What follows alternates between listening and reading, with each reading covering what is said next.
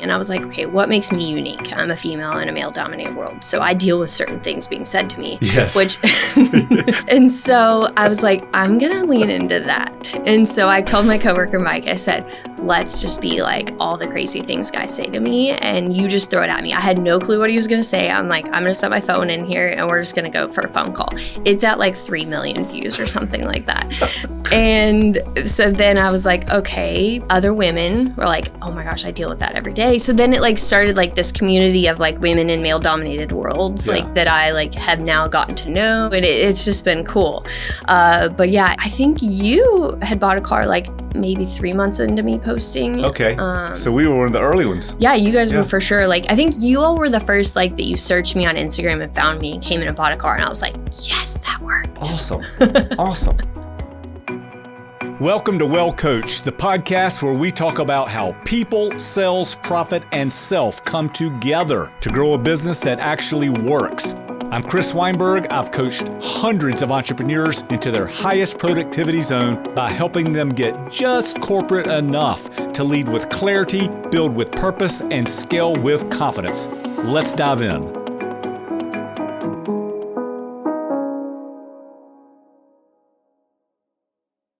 Hey team, welcome back to the Well Coached podcast. We're in for a treat today. My friend Andrea is here, and this is going to be a great story about resilience, grit, putting yourself in a place where you are a stranger and making your way to the top.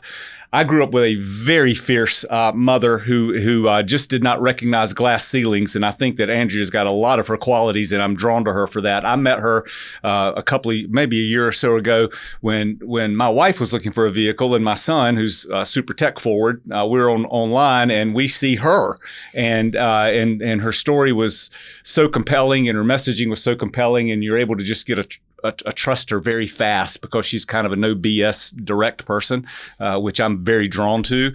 And we ended up buying a car from her simply because we recognized her in a way that was different from other people in the same industry. It really wasn't about the car. It was about her. And I look forward to talking about how she's creating her own brand, producing amazing results, one of the top producers for Cadillac in the entire country. And she has a great story of how she has climbed, how she has been resilient, how she's building a family, and keeping all of that in balance. And I'm so happy that you're here. So welcome. Thank you. I'm so excited. Yeah, Appreciate it. It's going to be good. Was that okay for an introduction? I think so. Yeah, it and sounded great. Anderson's her last name. Yeah. Andrea Anderson. And I didn't get that part in because I got excited. But let's we'll go through our normal shtick of people, sales, profit, self, and just talk about your story. Most people, let's talk about your industry. Most people don't wake up in the morning and say, I can't wait to go have a car buying experience. Yeah. You know, but you have built your career around creating an experience that people actually enjoy. How did you even get into this business? It was a crazy story. I was in dietitian, like I was a registered dietitian and personal trainer, and then ended up getting into the sales of like high-end health clubs a long time ago after college. And so we moved to Durango, Colorado, and there were no jobs. And we moved there for my husband's job. Well, at that time we were just dating, and it was a bet with me and my dad. I drove a Jeep, and the only jobs hiring were the Jeep dealership. And so my dad said, well, prove it to me you could sell and go sell cars. And I was like, screw you, Dad, I'll go sell cars. And so it was kind of a bet with him and I got interviewed, hired that day. I hard closed the manager on hiring me. Excellent. And was the top salesperson my first month, and quickly realized that it was going to be something that really tapped into my athletic abilities and my competition. And it was a way to make a great living, but also have those challenges that I loved. So it was very weird, but I love it. We talk here a lot about transferable skill sets, and you literally just walk through it. I love to work with athletes because athletes have such great discipline, typically, and are up for the challenge and like to keep score. Yeah. And you literally just walked right through that. Yeah, no, it was like once I found sales and that type of industry where like there was no ceiling on what I could make, and it was really whatever effort I put in every day. And there was naysayers like right off the bat. I was in my 20s and all these bunch of old men saw some girl that had never sold a car. Yeah. I was outselling them right away, and they were not nice, and they didn't realize that was actually pushing me more. Mm-hmm. And so it was like one of those things I just just fell into. And I was like, okay, this is what I was meant to be. As far as like the competition, the pressure, every day you have that opportunity, and it's so exciting to me. That's so cool. You mentioned that word ceiling, and like I said, I grew up with a self-made mother, and who I just admire so much for her own grit. And one time I asked her about the ceiling, I said, "How'd you deal with that? Because she was a male-dominated industry too." And she said, "What did she do?" She built a financial firm. And from nothing. I mean, grew up dirt poor, and just really that's cool. A whole nother story. But, I love that. But you have a lot of her qualities. That's one reason I'm drawn to you. I'm very drawn to strong, dominant, smart females. That's what I grew up with. Yeah.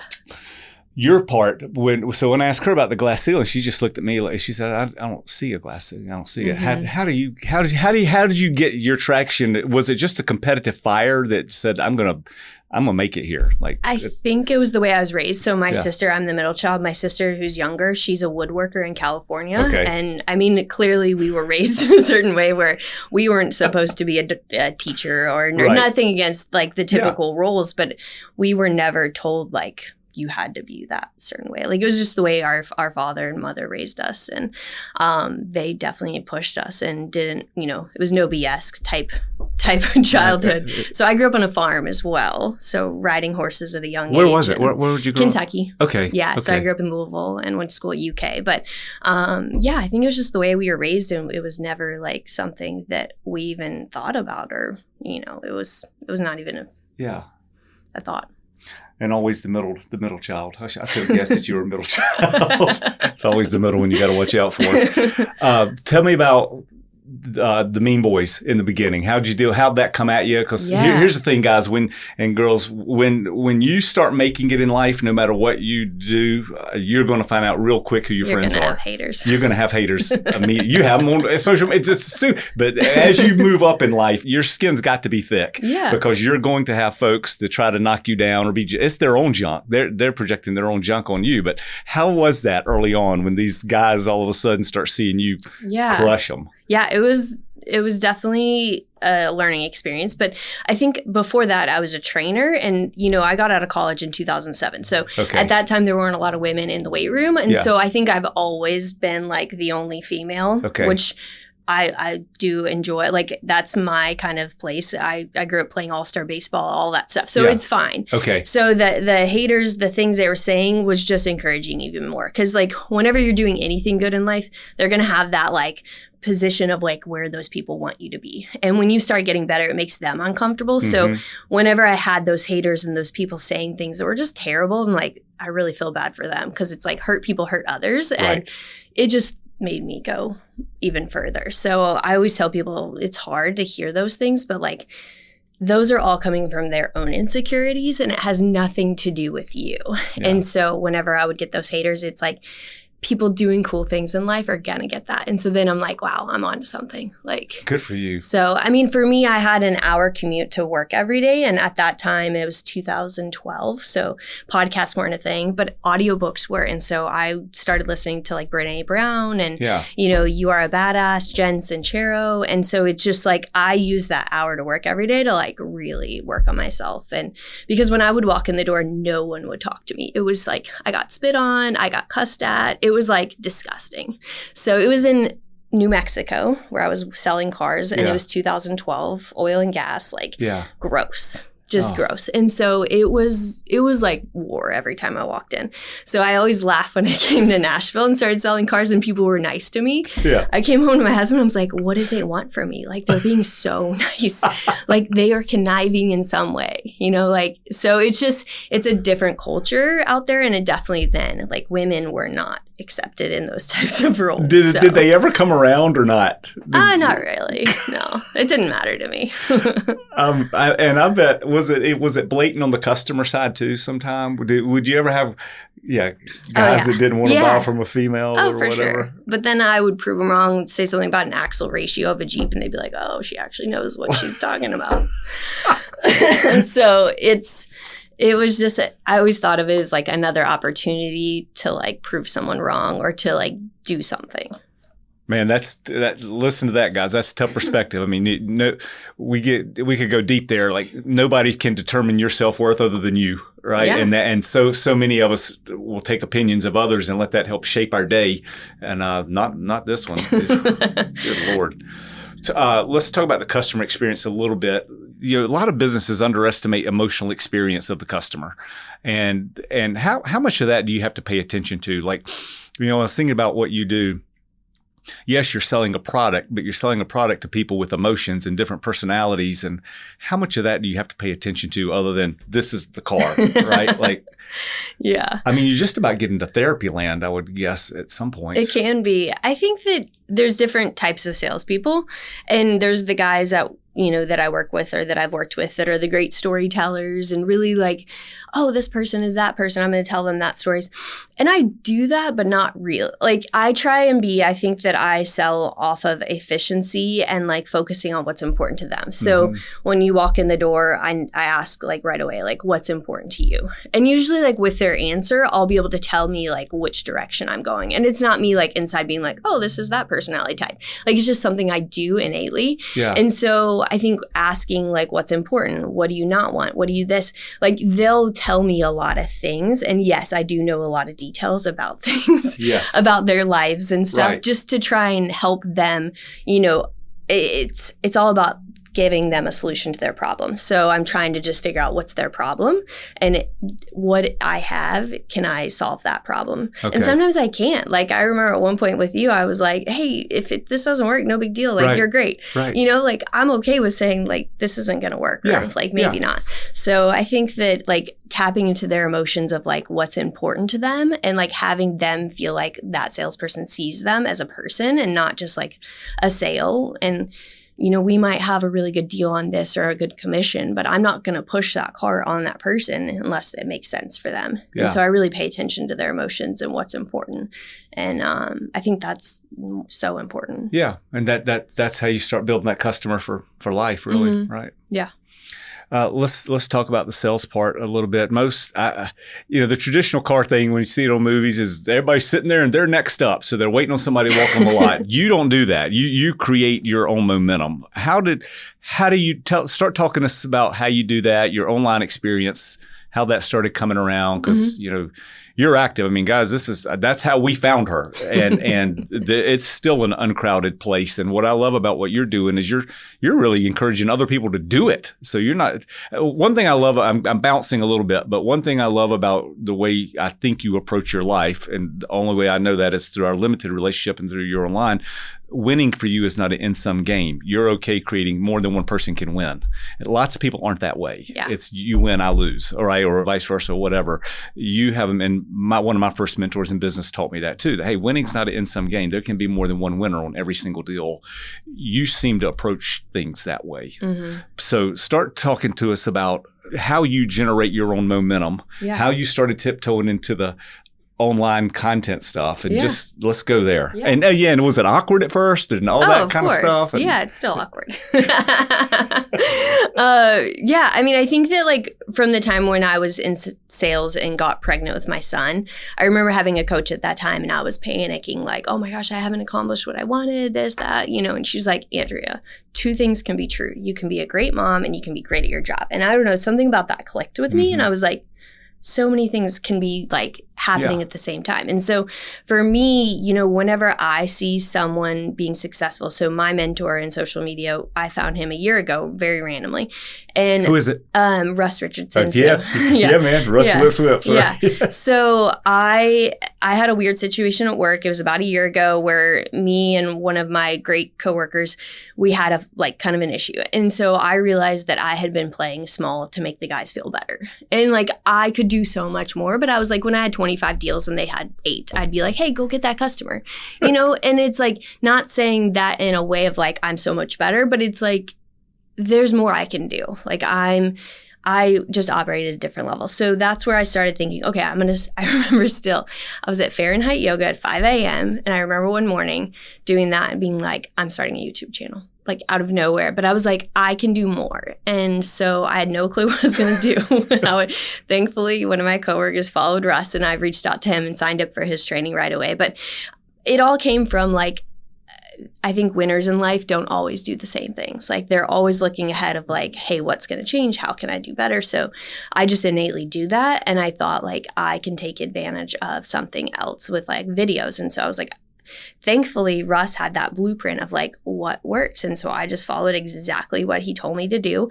And what his training, it's all about like memorizing and then personalizing it. So I got to the point where I learned what he said like works, and I made it my own. And, you know, I think that when you see other people out there doing things, like that just shows that it can be done. And I think it's so like inspiring. Like whenever I see someone with a really nice car, a really nice house, I'm like, dude, that's awesome. They crushed it. Like, that's so cool. I'm so happy for them. So I want other people to like be encouraged by my story, because I was a middle child. I never wanted attention on me. I was just like the easy one. I'd play by myself for hours. So me being in front of a camera and like talking about things is very weird for me. It's very weird for me to like share my opinion. I mean, I can share my opinion in other things, but. Well, that's good advice for folks, right? When people are afraid to do it, your advice is what? Just go do it, right? Just like you get better by the repetitions. And so it was something that I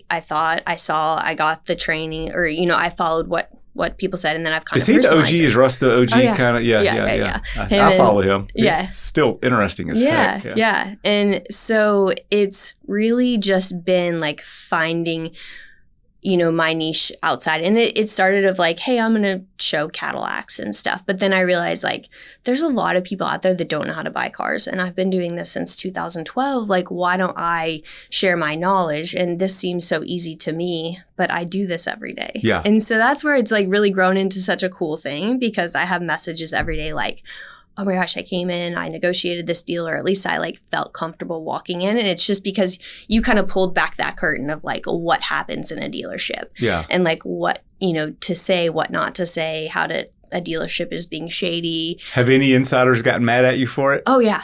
I was even wondering at your own dealer. Well, you work at the loveliest place. But, yeah. She's at Andrew's Cadillac, and they have a long time reputation of just being above board and all. So whether you live in Nashville or not, Andrea can take great care of you. But they've got a long family reputation, and I don't know them at all, other than, and how wonderful of them to give you that kind of freedom. I mean, like, because you're literally helping the customer have some type of advantage, or at least equal. Right. You're equaling the playing field. Yeah. And I could see some old dogs being, what the heck are you doing? Yeah.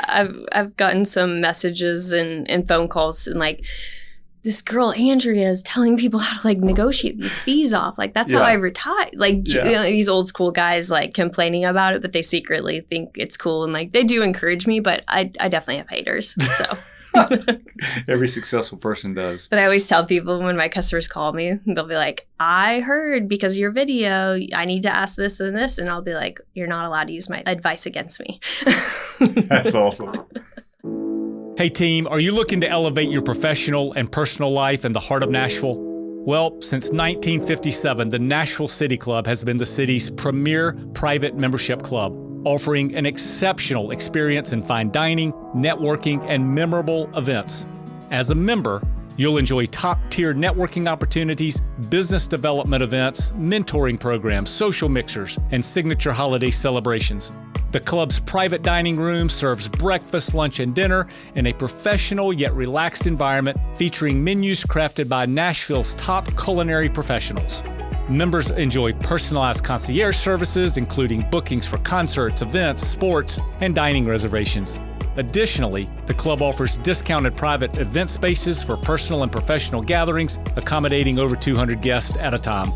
We are located at 200 South 2nd Avenue. The Nashville City Club provides a versatile environment that serves as both a home away from home and an extension of your office. The warmth of the staff, the energy of the city, and the pride of the community are felt instantly upon arriving. Join us for this thriving community of Nashville's most respected and accomplished citizens. Apply for membership today and experience the unparalleled benefits the Nashville City Club has to offer. For more information or to start your application, visit NashvilleCity.com or email info@NashvilleCity.com.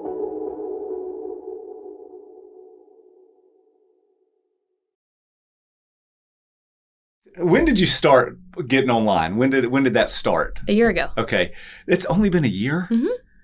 Gosh. Yeah. It was a year ago last month. So, yeah. How long did it take for you when was the point where you said, "Oh my goodness, this is starting to work"? I think it was like 3 months in. That is fast. Yeah. Yeah. So I had like probably my first like viral video about like a month or 2 months in. And it was a phone call that my coworker called me, and basically we were like, let's say, so I was following the rest of his training and doing all the things that all the guys were doing. And I was like, okay, what makes me unique? I'm a female in a male dominated world. So I deal with certain things being said to me. Yes. Which they are hilarious. Yes. And so I was like, I'm going to lean into that. And so I told my coworker, Mike, I said, let's just be like all the crazy things guys say to me, and you just throw it at me. I had no clue what he was going to say. I'm like, I'm going to set my phone in here and we're just going to go for a phone call. It's at like 3 million views or something like that. And so then I was like, okay, people feel like other women were like, oh my gosh, I deal with that every day. So then it like started like this community of like women in male dominated worlds, like that I like have now gotten to know, and it's just been cool. But yeah, it was, I think you had bought a car like maybe 3 months into me posting. Okay. So we were one of the early ones. Yeah, you guys were for sure. Like, I think you all were the first, like, that you searched me on Instagram and found me and came in and bought a car. And I was like, yes, that worked. Awesome. That's so good. Yeah. I was even thinking too, because, I'm a Gen Xer and I'm online and all that kind of stuff. But that younger generation, like Cooper, who my son, he's one. We were just in the car together thinking, what kind of car should we go drive? And that's how he found, literally that fast of a connection. Yeah. And what you're doing so good, and guys out there and gals, if whatever you're pitching or selling, when people can trust you, they're going to buy from you, and you create trust very fast online. What's the difference between when a customer engages with you for the first time online versus walking into the dealership? Is that experience different? Like 1,000%. Yeah. To walk us through that a little bit. So, and is that where it's going? Or more? Okay. Yeah, so it's definitely going in that direction. And back to your point on the videos, like, I think that if you are in a world where you're starting to make videos, is like really narrow down into like what you know and like be that niche person. So like now, if someone searches Cadillac on anything, one of my videos is going to show up. Okay. So whether like it's me showing you how to use your night vision or your tailgate or whatever, like doing those types of videos, like really niche videos, is what, it might not get crazy views, but those are the searchable videos that people are going to find you. Okay. The big videos for me, like the funny skits, that brings in a whole nother, like, I know you didn't ask this question, but it's just like, I think that those are the funny videos that bring people into my page, and then they get to see like the videos of me teaching you like, hey, this is how you increase your trade value. This is how you can, negotiate your deal. Okay. Like those are the ones that I teach people on, but like the niche, like this is how you operate your car. Those are going to be the ones like when people search Cadillac, like those are the ones that pop up. So it's cool. Like the things that I've learned of like how to like create that following and create those deals and stuff like that. So people find me in all ways, like whether it's a funny video of me being a businesswoman negotiating, which is so not me, but it's like been able to like take on these. I'll take 2 of these today. Like, all right, get it at 2 o'clock. Let's go. That's right, Let's go. Man. I love it. So it's been fun to like create these personas, because that's so not me, and portions of me, but. So we've got that. And then so someone like feels like they know me and thinks I'm funny, which I'm not funny. It's a lot of it's my coworker, Mike. He's good. He's hilarious. He's good. He's so funny. Yeah. So I've got that so that people feel like they know me. And then if they're walking in the door or calling, like I had this guy the other day where he was calling about a car, and he's like, well, should I call the other dealership, this, that? And I'm thinking, no, you're with the right person. Like I get people from 6 states away. Like, trust me. I didn't say that, but it's like I have to build that trust in a different way. Yeah. Especially being a female, they don't expect me to know what I'm talking about, and that's okay. But it's I get their trust way faster, because the first question they ask, like I'm sure you and Cooper, if you came in off the street, you would know a certain thing about the car, you would ask me that question, right? Even though you knew the answer, because you wanted to see if I knew what I was talking about. Yeah. And it's like that happens all the time. Okay. And so someone will ask me a question, they already know the answer, but they want to see if I know the answer. Interesting. and maybe this doesn't happen to men, but it happens to women. And so after I've proven, hey, I know this answer, I can figure this out, instantly we're trusted, or at least that's my, so it's when they're walking in the door, they're always like, hopefully she knows what she's talking about. That's what they're thinking. Okay. So I have to get that. Whereas someone that sees me online, they're like, man, she's crushing it. Like now I am. But like at the beginning, it was a little different. Yeah. So you had to do it through we call that demonstrated competence. Yes. Right? Yeah. Demonstrated competence. Which is both are fine. Both are fine. Yeah. But both are fine. More than one way to the end zone. So it sounds like your brand's built on educational and entertaining. Exactly. Both being authentic. Yeah. Right. So yeah, the guys and gals, the other thing she said was find your niche. So many folks try to be everything to everybody, and that's pretty normal on the front side of any entrepreneurial journey, because you'll take a check from anybody who'll pay you. But as you get some traction, find your niche. Don't try to be all things to all people, because that's impossible. And there's plenty of people in your niche, whatever your niche is, that can be in your tribe for sure. For salespeople right now that are in any industry that might be listening right now and says, I don't know what to post. How do they start? How do people start? Yeah, it's like, think of the questions people ask you normally, like whatever that is, whatever your niche is. So for me as car sales, people will be like, what is the difference between the trim levels? I get so confused online. So that's a question right there. Make a video. Okay. Like, think of like the 5 to 10 most common questions people ask you in negotiation when they first meet you, when they're going through there. So maybe with a home, like what are the maybe, or a mortgage, like they have those certain questions they always ask, make a video. But you can't be like, I get this question all the time. This. Like you have to make it engaging, whether it's through a skit or just like, I think phone calls are funny, like picking up a phone and like reenacting a whole thing, but like nobody's on the other line, but you can just, I actually got that from Hermitage Golf Course. Like they have a great account. It's so funny. Okay. He does everything through like phone calls, fake phone calls and stuff, but he's so funny. And that actually, I saw that video on his account and I was like, Mike, this is what we're doing. And so that's how I got some of my phone call ideas too. But it's through like... Yeah, I like the one where the guy's calling for a salesperson and I am the salesperson. Yeah, but that happens every day. Like, oh, I was trying to get to sales. I'm like, yeah, you're here. Well, how can I help? I'm like, are you sure? I'm like, are you sure? I'm very sure. The are you sure question. It happens. And it's like the pause, you already know it's going to happen. They'll be like, sales? And I'm like, yeah, how can I help? I'm like, no, I was trying to get to sales. I'm like, perfect. So I just have fun with it. I mean, I could get like all huffy, like, why do they have to think that about me? But it's just, that energy does no good. It's bad energy. Right. Exactly. I'm like, whatever. I embrace it. Yeah. I use it to my advantage. Like, yeah, it's working just fine. It's great.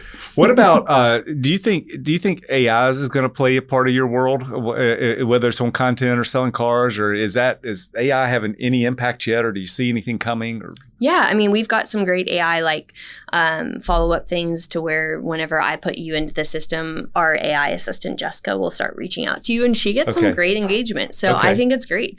I also think, though, there's so much noise out there and real videos of real people that aren't perfect is going to bring in more people too. It's like I've noticed like with my videos, people are like, oh, that's a real person. I think that sometimes it can be so AI and so things. So I try and like show right away that I'm a real person, whether like it's a text message to someone or a video, or I'll try and like even just stick up my camera like, hey, this is the car you're interested in. Yeah, I'm real. Yeah, I'm a real person. So the authentic messaging is really going to become more powerful than it really ever has been, is what I'm thinking. And I'm not perfect with the writing I do of this or that, but I think then it makes it more human. So I'm embracing my good. What do you think? Do you think people are buying because of the car or because of the person, or is that like? I try to think about this question for me, right? I'm thinking like, because it's just about a stupid question. Like, people like a certain car, but I think people are buying. I know I am drawn to somebody I want to do business with. Mm-hmm. Like, I'm going through a car buying process. Well, there's 4 or 5 different brands I like. Totally. But if I can make it with the person that I most enjoy, is that a thing? Or did you say, or is the business relationship driven where people will just stick with you because of you versus whatever the car might be? Yeah. I think that it depends on like luxury versus non-luxury too. Okay. So I think like non-luxury, sometimes it can be like maybe the sales team doesn't always stay. Like there are some great dealerships out there. And I think then when you find that, you're going to stay with it. But I think it also is generational. Like what generation are you in? Okay. And like we see different trends with like different age groups of people. When you get to Cadillac, like I think just we have such like a different team at Andrew's Cadillac to where it really does feel like a family when you're there. And you could go buy a Mercedes or you could buy an Audi, but it's going to be a totally different situation there. And so we really try and not sell, but just like embrace that whole family. And, we do find that people will buy with us for 20 years. And if they do ever try something else, they usually come back. Yeah. So I think that it's definitely a thing. And,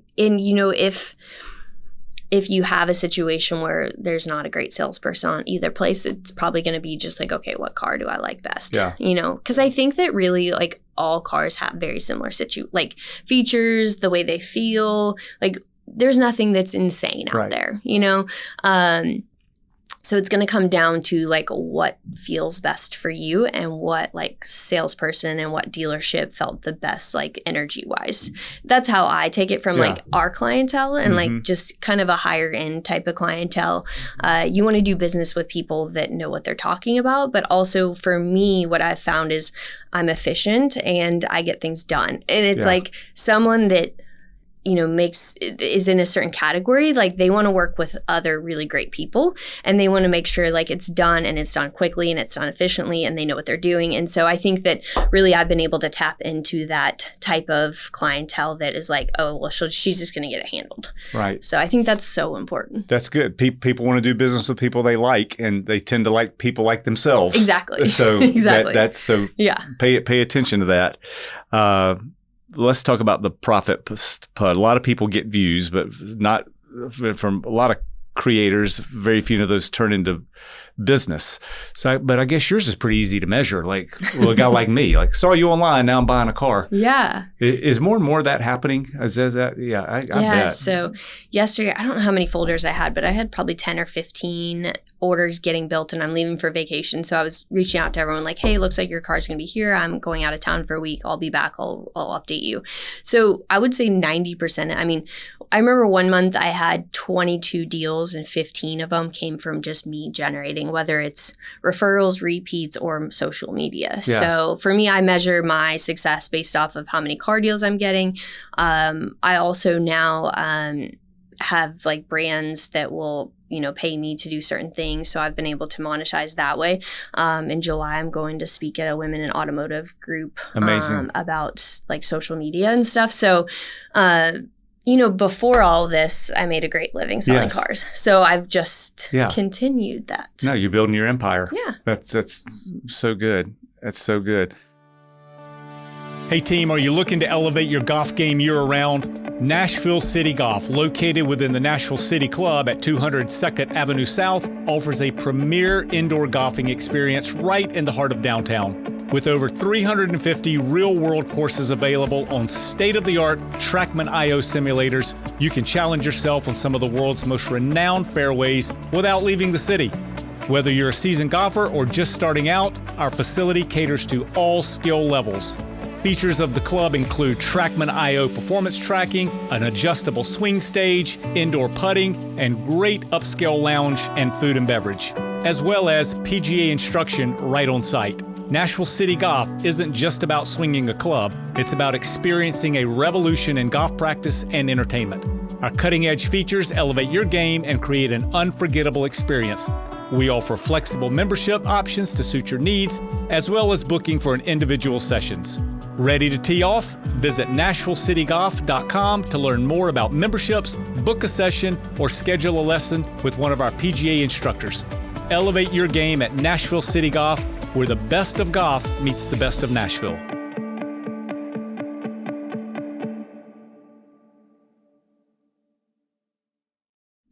top of your game now. And for those out there that don't know a lot about car business, when she's casually throwing out her production, which is insane. I mean, if you're measuring, she's in the 20 plus category per month, which is a massive number for someone to be selling. So she's humble. She's a humble person, but she's crushing it consistently. What creates that? What separates you top performers from those who are churning and burning at the bottom of the org chart? Yeah. Like, how do you get good at, what are some of the key traits that people at the top of your game have? Because that's transferable too. Whether you're selling cars or any other widget, there's got to be a certain pattern of habits. Yeah, what absolutely. are they? For me, like, I always laugh that people say, like, how do you do what you do? I'm like, I walk in and I work. Wait a minute. She walks in and she works. That. Like, I'm not thinking about what I'm door dashing for breakfast or lunch. I'm not talking about the game last night. I'm not talking about what my kid did, this or that. Like, I walk in, I'm there early, and I work. Yeah. Like, I mean, of course, I have habits too, but I also take care of myself. I wake up in the morning. I work out every day. I do certain things to where I feel good when I walk in the door. I'm not trying to wake up. I didn't wake up 20 minutes ago. Right. So it's when you have me there, like, even my managers are like, Andrea, I didn't have enough espresso yet. Like, espresso, calm down. Like, I'm not ready for you. And so I'll have to give them time to be able to handle me, because I'm like, it's just the way I am. Like, if I'm there, I'm going to work. Yeah. So I think that's where the whole social media thing became so great, because as a car salesperson, like 2012, when I started, I literally would stand outside of the door. And this was in New Mexico, where it could be really cold or really hot. And I think I learned to sleep standing up, actually, because I'd stand up against this wall. I still remember that wall, so many times on that wall. And I would have sometimes like heating pads in like my pants pockets and stuff, because it would be so cold, or I'd just be sweating, and I just could stand there and outstand anyone, because I was just waiting on the next customer, because we didn't have internet. We didn't have phone calls. It was very different. So it was basically who could stand there the longest, and I would beat out everyone. Good, but they hated you. So then, like, I call where I am now the country club of dealerships, because we have our own offices. We have cameras. So I don't have to stand outside. I have cameras to watch people. Coming. It's great. And then if I'm sitting there and I don't have phone calls to make, I'm going to make a video. Like, it's just, I don't sit around and wait on things ever. Well, another lesson there. You got to go get it, right? Yeah. I think anybody can be successful, but you got to go get it. You can't. And so many folks today expect things just to come their way. But it's also cool that, like, you can create that. Right. Like, you have that opportunity. Yeah. And so, I think that, and I know we haven't talked about it, like, while I was pregnant, I had bladder cancer. Yeah. And so that's coming next. Yeah. I went through all of that. And it was like, I remember that time being at home with a catheter, 20 weeks pregnant, and in so much pain. And I was like, okay, if all this stuff works out and I can go back to work eventually or whatever, like, I was already like very focused person before, but I was like, I'm going balls to the wall. Like, nothing's going to stop me. And nothing ever stopped me before, but it just, next level. It was like, I just can't wait for the opportunity. And now that I have it, it's like, Well, let's go there. We'll get in the self part a little bit. Part of Andrea's story is she's a mother and a spouse, and got thrown a curveball when you were pregnant. Yes. Tell us about that. Yeah. So I was 20 weeks pregnant, find out if I was a boy or a girl, and they were like, "Did you pee a lot before you were pregnant?" I was like, "Yeah, but I drank a lot of water." And so 4 days later, I was having emergency surgery, and they found a softball-sized tumor in my bladder. Wow. And I woke up, they were like, "Oh yeah, the surgery, you'll just be a little sore." They did not tell me I had to wake up with a catheter, because I don't think that they realized what I had inside my body. Okay. And it was insane. Like, that still brings me back to like, whew, that's a hard moment in life. And so that, I had the catheter. I felt like a hose for 5 days. And then I remember getting it out, and the doctor was like, it was cancer. I was like, oh, okay. He said, well, treatment would be removal. We've already done it, so you don't have cancer. I'm like, okay, great. So once you have your baby, Carter, he's 7, he's doing great. We'll go back in, make sure everything's good. I was like, great. So after hearing you have cancer, but then not cancer, you're like, all right, that was not expected. So, okay. And then I had him 7 weeks later. I had them go back in, and they were like, ooh, there's definitely more in there. So we might not have gotten it out. Like, we don't know. You were pregnant. So they got it out. And then continue to have like every 6 months basically being like, it's here, like we got to do more surgery. So they would go in and scrape it out, put chemo in my bladder. It would hurt like heck for a day to pee, like glass. It was terrible. So I went through that for probably 4 or 5 years. It was a while. Like I really still can't. I think I just blocked it out. Yeah. So at that time, I was home with my son until he was 2.5. Okay. And during that time was like the really hard time of just being like, I was used to being out there selling cars and doing this, and now I'm at home with the baby. Not anything against him, but like no, it's a different, he couldn't talk to me. Right. And I'm like, I'm watching Sesame Street. Yeah. And I have bladder pain. Yeah, that's right. So it's different. Massive change, massive life change for you. Yeah, it was different. So that was the moment. I remember seeing the car mom. She had started posting and I was like, oh my gosh, this is so cool. I'm so proud of her. Like I remember just like cheering her on from home and being like, that is such a cool thing. Like I love that. And I remember thinking like, I'm so proud of her. And I never thought like, oh, I'm going to do that. I just was like inspired by her. And then when I went back to work when he was 2.5 and just basically now, which it's funny because I talked to her and we've talked on the phone and stuff and she's great.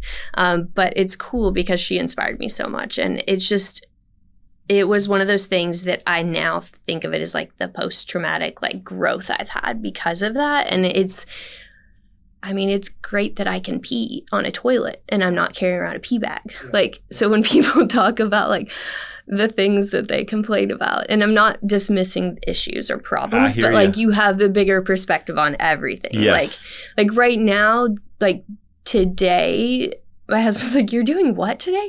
Like you have a podcast, you have a lady driving from Indiana because of you to do a car deal and you have car deals all day and you still have to pack for vacation. I was like, yeah, this is awesome, right? Like it could be like, oh my gosh, I have so much. I could stress out. I could be all like frazzled, but it's like really cool. Yeah. So you appreciate being busy and having the opportunity. Exactly. Like this is what I've been hustling for. Yeah, guys, there's so many lessons there. Every one of us is going to get knocked down at some point. It's either going to be health, job, combination, whatever, marriage, whatever. You're going to get your teeth bashed in life. And some people have the ability to get up and do something about it, and some sit there and sulk. And here's example A of someone who doesn't sit there and sulk, right? Yeah. You take everything's a blessing and you'll figure it out. And that cancer, as rough as that was, it has catapulted you in other areas now. And that was just your mentality and whatever it is. But, yeah. And I think that like the biggest thing that I noticed with like high performers or like people that I'm drawn to is like, how fast can you bounce back? Or like, it's like things are going to happen. Like, but what are you going to do about it? How can you stay calm? How can you problem solve it? Like the other day, the managers were talking about something. I don't even remember. And I was like, okay, so what are we going to do about it? Like, I'm done talking circles around this. Like it happened. Like, what are we going to do about it? And so, I think that it's just different perspective and it really can. I just always think of, okay, what is this trying to teach me? And like, how can I make this better? So and keep moving. Yeah, keep moving. We talk a lot here about grit and resilience and forward movement. Everybody's got talent. Everybody can go do something. So many folks are either afraid to do it, get beat up and can't get back up. So many folks can't reinvent themselves. And Andrea's been a great study on all of those things. And in addition to that, you got your 7-year-old. You are very conscious. One thing I like about you is you have very good, I hate the word boundaries. I can't stand that word, but you have a very structured life that you adhere to from what I can see on the outside looking in. I appreciate that. So let's talk about your identity outside of the business. What else is important to you? Yeah. My husband, my son, working out, taking care of myself, being outside. I think that really just taking care of self, like your mind and your physical and mental protection and growth of yourself is very important to you. You can see that. And guys, you'll see this at most time, not all. You don't have to be an exercise nut to have a super successful career, but it sure does help, right? And that's what we call it, people, self, profit, self. If those things are out of balance, something's wanky, right? Something's wanky. And you get up and you get after it every single morning from what I can see and similar. And just about every high performer that sits in that chair right there has very similar patterns.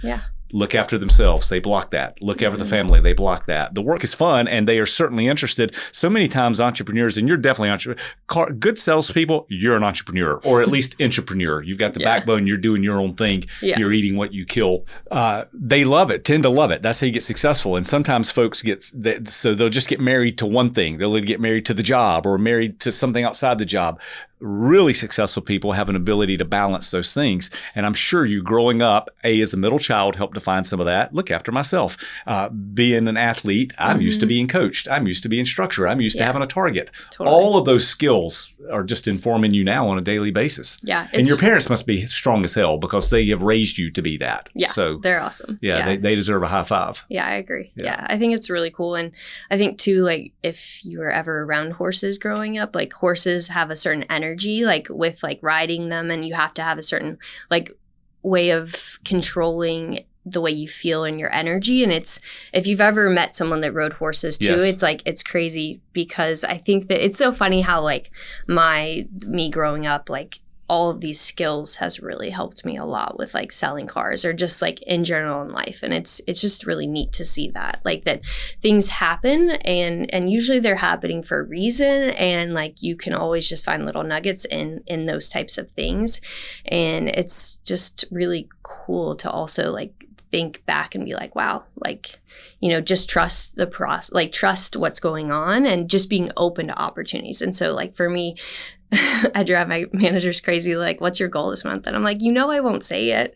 Like, I never want to limit myself and like say a certain things. Like I do have certain habits and it's just like, I think that the biggest thing is just being open to like what's possible and not like, you focus on the process, not the outcome. Exactly. And, right? And I'm a big believer in that, exactly. Right? Like, yeah, people need to have goals, all that kind of stuff. But when you have those habits. Most high performers aren't sitting there going, I've got to do this many widgets. They're focused on the process. Drives me crazy. Yeah, what are my habits every day? And I get people asking me that all the time. I'm like, I don't know. Right. You're like, how many followers do you want? I'm like, I don't know. You probably know how many followers I have, and I don't even know. Like, it's not something. And I think, like I'm going on vacation tomorrow, but I also like the other day I was working out in my little gym I've created for myself. I was like, I like going on vacation, but honestly, I don't need it. Like I like my everyday. Yeah. Like, and that's where it's just like cool to see like every day feels great to me. It's not like I'm working hard and like, oh my gosh, vacation's in 2 days. Like it's really fun to be in that situation. Amazing.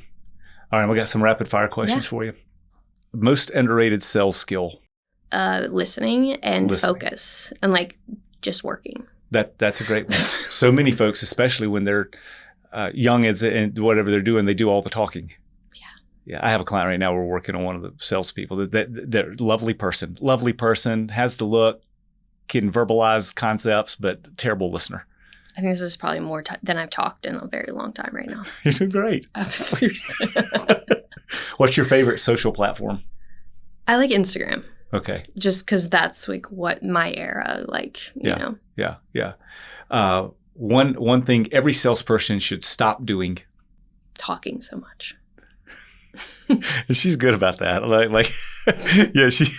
I remember you were like, sell me this car. And I was like, really? Are we going to do this? Like, I'm not going to talk about something you don't care about. Like, I'm not going to talk for fun for an hour. Like, it's not fun for me. I remember that. What's your favorite Cadillac model? Oh, that's hard. I have a lot. If I want like performance, the Blackwing is amazing car. I've driven that on the racetrack a lot of times. If I were in another world, I would be a race car driver. Of course. For sure. The adrenaline is insane and it's so fun. I mean, the Escalade, you can't go wrong. And then I have a Lyric. I love it. The electric car. I really can't pick a favorite. They're all great. As you know, my wife drives a Lyric, and I just have one request there. You know, she's had it now, 6 or 7 months. It's been in the body shop twice. So that's user. I know. She's so funny. She said, this car, I'm like, Roxanne, it's not the car. Oh my God. But we love it. I love driving her car. I love it. I want to drive her car all the time. It's great. I can't go back to anything else. Me either. I'm like, I don't know that The Vistic, if I wanted something bigger, I would go Vistic all day long. Yeah. But like for me in my life right now, I don't need that size. Like I'm sure next I'll go to the Vistic, but for how old my son is, and we don't have a ton of friends with us yet. Okay. Whatever. Well, this has been great. I mean, guys, and the reason I want to have Andrea on is because you got so many good things cooking here. She is a warrior. I mean, she is a warrior. This is my outside perception looking in, and from knowing her, from doing transaction with her, and just watching her grow on socials. She's got a hell of a story. She's had her teeth knocked in. She got up from it and embraced that challenge and turned it into something even greater. It fuels her fire. It doesn't make her go and curl up in a ball and cry. and by the way, crying every once in a while might be fine, but you got to have action. At some point, you have to have action. We are all in charge of ourselves. She has the right perspective to get out there and kick ass. No matter what you're doing, there are lots of ways in life to be successful, but having a routine, getting up in the morning, taking care of yourself so that your mind is ready to go, and just being persistent and not listening to outside noise, and then sticking to who you are. She's very good about sticking to who she is.